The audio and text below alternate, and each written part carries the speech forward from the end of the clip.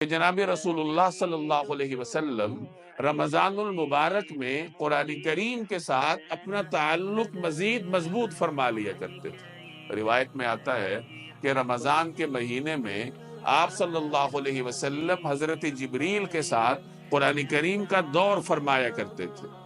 جیسے آپ دیکھتے ہیں حفاظ بچے آپس میں قرآن کریم کا دور کرتے ہیں، ایک دوسرے کو سناتے ہیں، پہلے ایک سناتا ہے پھر دوسرا سناتا ہے، اسے دور کہا جاتا ہے۔ تو یہی قرآن کریم کا اسی طریقے سے دور نبی کریم صلی اللہ علیہ وسلم حضرت جبریل کے ساتھ ہر سال فرماتے تھے۔ جتنا بھی قرآن کا حصہ اس وقت تک نازل ہوا ہوتا تھا تو آپ صلی اللہ علیہ وسلم حضرت جبریل کو سنایا کرتے تھے۔